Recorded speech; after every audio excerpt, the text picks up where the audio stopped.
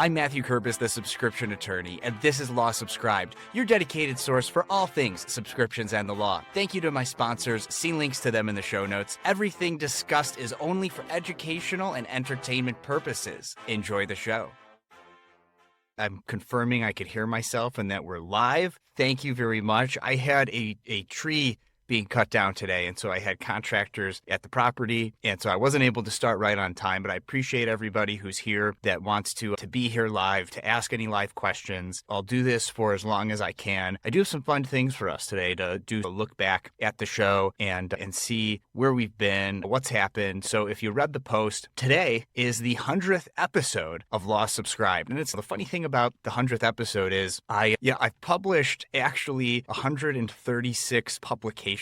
Yes, longtime listeners have seen on occasion and very frequently lately, I published like a half-numbered episode, like 99.5 with Jordan Furlong. The original idea behind the fives was I was having these LinkedIn Lives, other interesting things like being at ABA Tech Show and interviewing folks on the floor. And it didn't really fit into the traditional interview-based format of here's a lawyer or a legal tech expert or a subscription expert that's going to help you ditch the billable hour and become a subscription-based attorney to Law Subscribed. Well, really, it just ended up becoming another way for me to publish more episodes. So I'm trying to figure out from a numbering convention moving forward in 2025 whether or not I'm going to keep that up. The idea being I want to always have a weekly episode, but if I record something that I wasn't planning on, because I schedule these things out months in advance, like sometimes 3 to 4 months in advance, if not even longer if I can. In terms of publication, sometimes it's just easier to slot something in as a midweek release. And since I've already numbered and named the episodes that are in the publication queue, it just makes it easier to do a 0.5.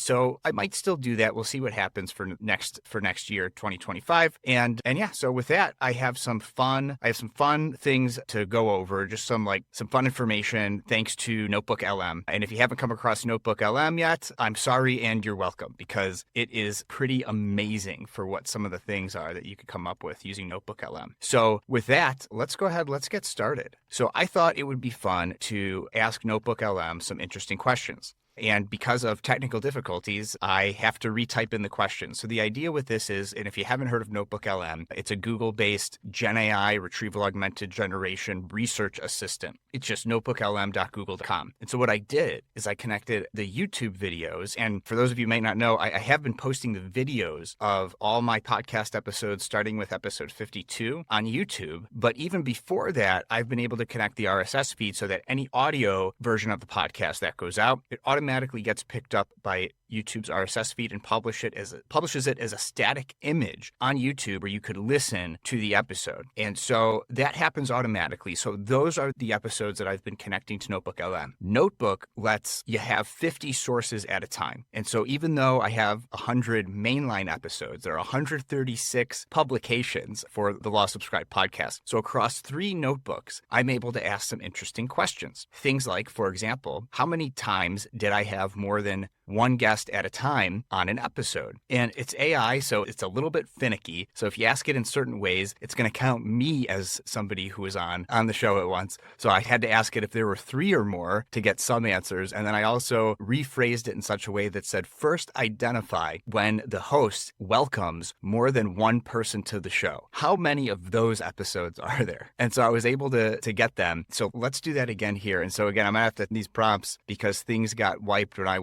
had to redo everything for the LinkedIn Live because I was in the waiting room on LinkedIn for more than 10 minutes. And so it had me reset everything. So bear with me here. I'm gonna type these in. We'll see. So this is the prompt I'm using. So first identify how many people the host welcomes to the show. Then tell me those episode numbers. Okay, so we'll see what Notebook LM has to say for episodes 0 through 40. 46. And I am including the trailer because I really wanted to be able to query against everything. So again, if you have questions, if you want to ask any questions of my back catalog of the last 100 really plus publications for Law Subscribed, put them in the comments here and I'll make sure that I ask Notebook LM of it. So here we go. So it lists all the episodes and it says episode 4 and 8 for the first category had more than one guest. So episode 4 was with Jessica Nars and Lauren Lester. We were talking about a different practice.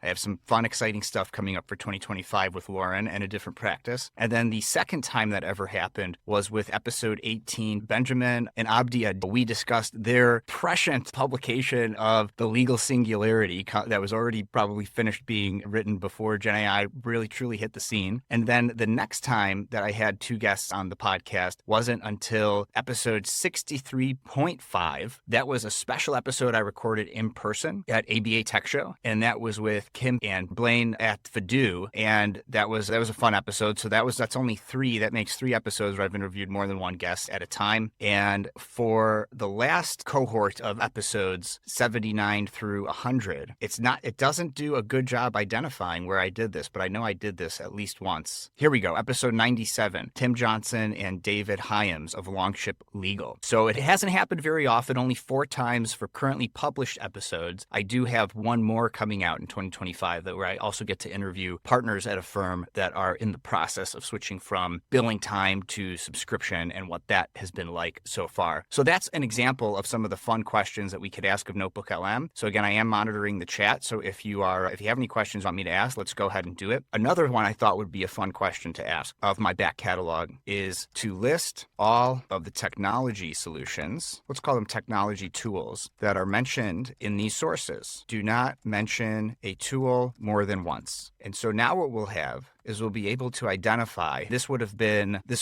painstaking to go back and listen to every single episode, 100 plus hours of content, and figure out what are the tech tools that were mentioned in the podcast. Now I know, shout outs to Matt Stevens of Provider Legal. He told me that, at least he used to, this was over a year ago now, that he would have his people keep track of the tech tools that were mentioned to go try it out. But that's painstaking, right? So here we go. So for episodes, oh wow, it even categorized the tools, and I didn't ask it to do that. So that's nice, Notebook LM. Thank you for doing that. So for the first 46 or so episodes, through episode titled 46, we've got practice management tools that were mentioned: Clio, Leap, ActionStep, Cosmolex, Matters Cloud, App for Legal. I think that might be incorrect. PC Law, Practice Panther. Right now, these aren't necessarily tools. I could have been more specific. I could have said tools that people are actually using to have a subscription-based law practice. That might have been better. It might have been a better prompt, right? Because now it's just listing tools that people use. So certainly they're talking about people used to have used PC Law, and now they're using something else, I hope. For document automation and management tools, DocuSign, Word, PandaDoc, DocJuris, Box.com, Dropbox, Google Drive, Formula, Clerky, 650, Gavel, and Legal Karma. For AI tools that were mentioned in the first 46 episodes, you've got ChatGPT, Bard, rest in peace Bard, now Gemini, Bing AI, which I think they're just calling it Copilot now, even when it's in Bing, Casetext Co-Counsel, BlueJ Legal, and Alexi. For scheduling tools, amazingly, somehow, and of course this is only as reliable as, it's reasonably reliable, I'm sure it's missing some things, but scheduling tools are just Calendly. So here we go, I'm a Calendly connector. Calendly is the only scheduling tool that was mentioned in the first 46 episodes. How about that? For CRMs, we've got Hey Count. Not sure that's going to be accurate. SweetDash, that's true. Simple CRM and Fadoo. Payment solutions that were mentioned in the first 46 episodes: Stripe, LawPay, just GoDaddy's payment processor, Gravity Legal, which of course is now Confidally, and Hey. There's a bunch of other tools that are mentioned, things like LinkedIn, StreamYard, Zoom, Zapier, Jot, Google Workspace, Type, Google Forms, Loom, Afterpattern. There's another company that doesn't exist anymore. Now it's Pattern Builder inside NetDocs, right? So really fascinating to see that in the 3+ years that I've been interviewing folks for the show, that some of these companies don't exist anymore. Some of them have pivoted. Some of them have changed names. Some of them have sold and merged. And so really interesting to see the tech in the first 46 episodes. I'm going to now go to the notebook that is mainline episodes 47 through 78 and see what it comes up with in terms of tech, if there's anything different, right? I'm not going to repeat things here. So we've got Loya, we've got Microsoft Booking. So there you go, some competition for Calendly there. Of course, everyone knows I prefer Calendly. Acuity, HubSpot, Google Appointments are mentioned. I think we must have been discussing newsletter technology. I think this might be pulling from, at this point, I think this is pulling from my episode 52, which is one of my CLEs I've given on the podcast, because it's mentioning all the tech I reference in that episode as far as newsletter technology, right? I, of course, use Substack. That's my preferred publishing platform on that.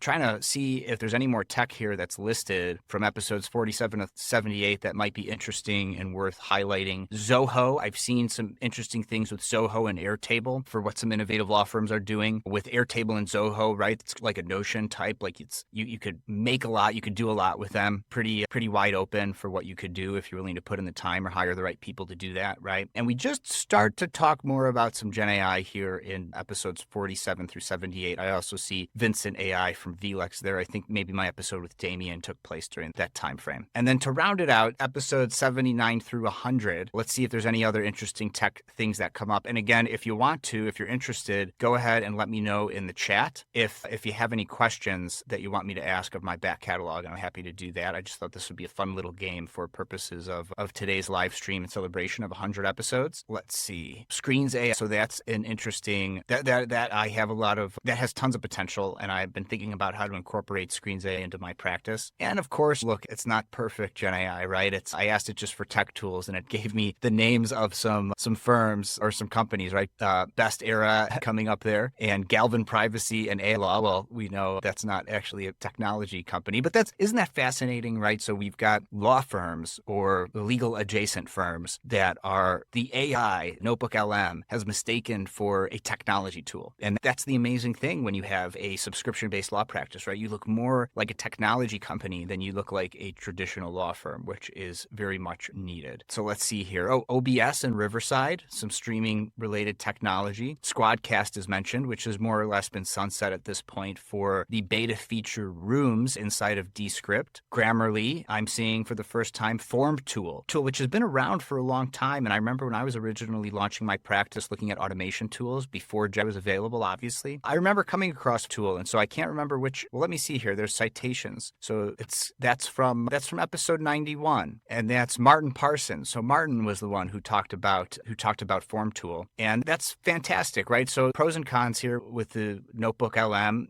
and how accurate it is with the question that I asked. And now again, I gave a very simple prompt. If I gave a more detailed prompt, it might not have made some of these mistakes. But that's great that just like Perplexity, it gives you citations, it opens it up to the source, and then you can see that information. That's fantastic. Some content creation platforms are also mentioned in terms of tech tools. Thinkific coming up there, and then MyCase, LawPay, FileVine, Zapier, and MateCom. So those are some other tech tools that we haven't mentioned yet that were identified by Notebook LM for technology tools for attorney tech stacks that have innovative practices. If there's any other fun questions that anybody wants me to ask, let me know. Let me know in the comments here while we're live. I'm able to do it while we're live. Otherwise, what we can do is if you leave a comment, if you're watching this later and you leave a comment about something you want me to ask against my back catalog, happy to do that, and then go ahead and post in response here. And really just want to thank everybody for listening, right? I've got tens of thousands of downloads over the last 3 years, a lot of them in the last year. We've really seen incredible growth for listenership. After I moved the podcast to Substack, I've got even more shares of the posts of the Substack emails than I have of podcast downloads. So I hope everybody finds those summaries that I put custom to the Substack subscribers really useful and beneficial enough that they're going to want to share it. I appreciate that. And just thank you to everybody. The show wouldn't be a success without you listening, without you sharing it. The best thing for you to do to support the show is to share it with somebody. If there's an episode that is about a particular practice area, and somebody's in that practice area and they've been talking about how much they can't stand the billable hour and they want some work-life balance, or they want to actually feel like they're helping their clients, or their clients aren't afraid to call them, share that episode with that practice area, with that style of practice, and inspire them to ditch the billable hour and do something innovative with their practice. I have changed, for people who've been around a long time, I've changed the naming convention of the episodes. I used to make it about the guest first so that the guest would share it. We were all figuring this out several years ago about what's the best way to do it. And I just found that naming it like immigration plus subscriptions or fractional GC plus subscriptions was just an easier way to understand what the episode was about at a high level. I know as an avid podcast listener myself, if the episode doesn't convey something that I'm interested in and that I want to listen to, I just mark it as played and I move on. And so not every episode is going to be for every single listener, but I do know that there's always some good nuggets and takeaways, and I want to make it easy for you as a listener to know whether or not this is something that's worth listening to. Some plans for 2025, and I will have a very brief special episode coming out about this too, is it's going to be more focused on content of how to actually have a subscription-based and innovative law practice, right? And so I'm going to have some co-hosts that I'm bringing on, and they may or may not be other legal podcasters, and we're going to just be deep diving and focusing in on one or two particular topics of running a law firm in 2025. And we have the broad description of running a law firm in 2025 because I want people to discover the podcast that might even not be thinking about subscription. Because I think I've tapped into most of the market of attorneys who are interested specifically in subscription-based legal services. And I'm still getting people who are reaching out to me who are searching for that and finding it. Mission accomplished in that regard. Now what I want to do is I want to broaden the types of attorneys that might try to search and find this show. So special series coming out of how to run a law firm in 2025. So very exciting there. Just some other things I'll announce for you, for those who have stuck around, is check out techshow.com for ABA Tech Show in 2025 as well. I don't think we're able to announce yet exactly what our topics are on, but I will be speaking again at ABA Tech Show pending any sudden changes in the schedule or anything. So I'll have a couple of events there that I may be able to speak about even more. So if you like the podcast or if that's interesting to you, make your way out to Chicago in April of 2025 and hope to see you there. Come up and say hello. It's always great to meet listeners of the show. And yeah, so the best way to get in touch if you have any questions or anything is right here on LinkedIn. Follow, connect, message me. And thanks again for listening. Bye, everybody. And that's a wrap. Thanks for tuning in. Make someone's day by sharing this episode with them. The best way to get in touch is to follow and message me on LinkedIn. To get extra content, subscribe to the newsletter at www.lawsubscribe.com, where you can also become a paid subscriber to get episodes and content early. Until next time, this is Matthew Kurbis with Law Subscribed.